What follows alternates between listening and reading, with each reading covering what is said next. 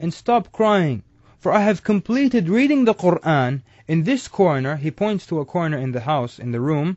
He says, "I completed reading the book of Allah from beginning to end in this corner more than 3,000 times."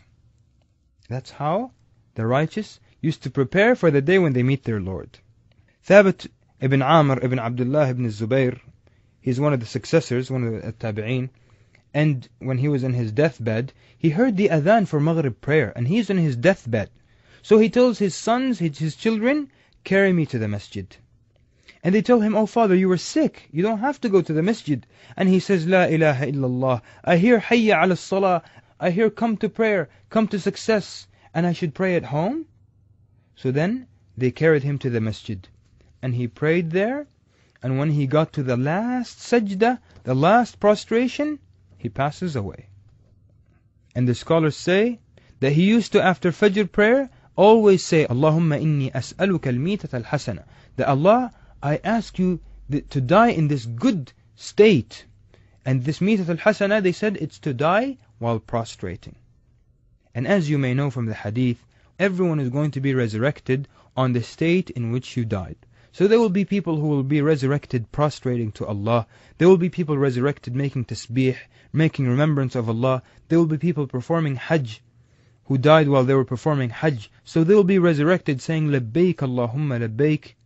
And there are going to be other people who died while they were dancing, or died while they were playing, or died while they were drunk, or died while they were listening to music. So then, I wonder what kind of state you will be in when you are resurrected.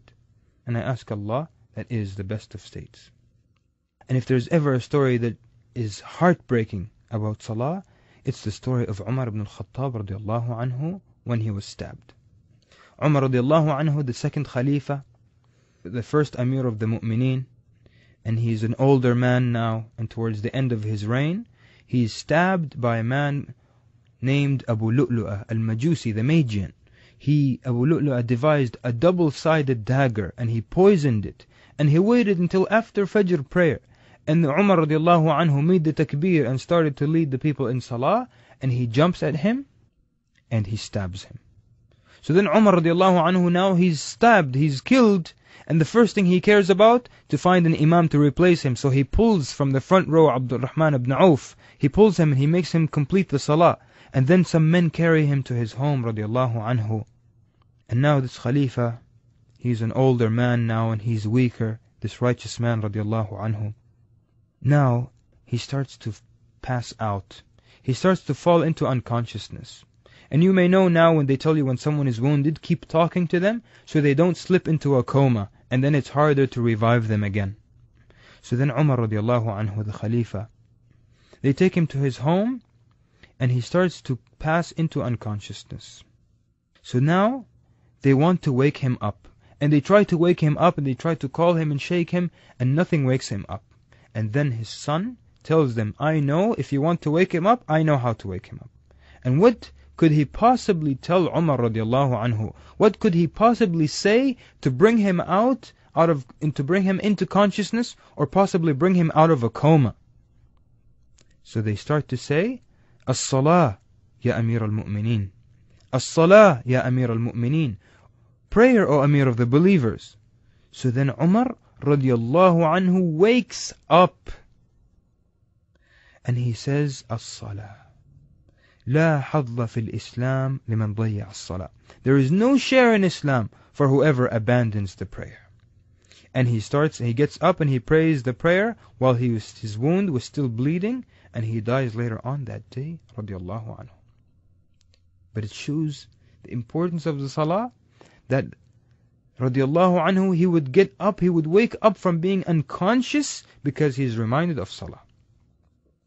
And lastly, one of the scholars told me that he knew a person who saw this vision, and in this vision he was receiving a fax, and he goes to the fax machine as the paper is being rolled out, and the fax, it's a blank piece of paper, and it says, "Ya Abdullah, intabih, O servant of Allah, beware or pay attention." And then it has the numbers 2, 4, 4, 3, 4.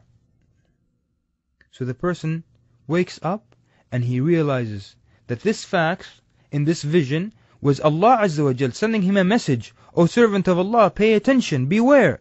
2, 4, 4, 3, 4, these were the number of the rak'at of the Salah. 2 for Fajr, and 4 for Dhuhr, and 4 for Asr, 3 for Maghrib, and 4 for Isha. So this person turns back to Allah and he begins to pray again. And most people will not get a dream, and most will not get a fax. But I pray to Allah Azza wa Jal that you got the message of what I was trying to say. I ask Allah subhanahu wa ta'ala to make us of those who are steadfast in their prayers, and to make you of those who pray, and to make the salah easy upon you. سبحانك اللهم ربنا وبحمدك أشهد أن لا إله إلا أنت أستغفرك وأتوب إليك.